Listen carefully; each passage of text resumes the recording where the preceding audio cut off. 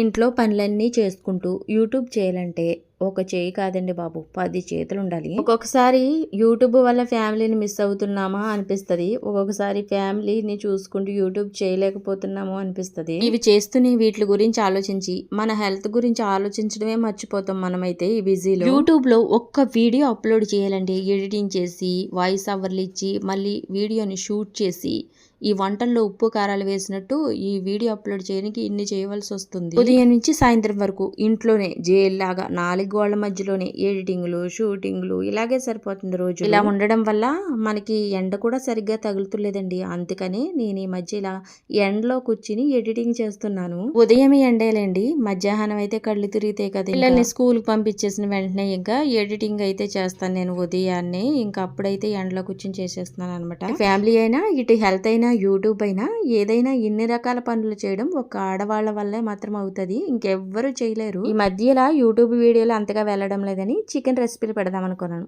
ఇలాగా చికెన్ తినకూడదు అంటున్నారు ఏంటో. ఈ రోజు పిల్లలకి క్యారేజీ గాను గోంగూర పచ్చిరేల కర్రీ చేశానండి. వీడియోకి ఒక లైక్ చేయండి.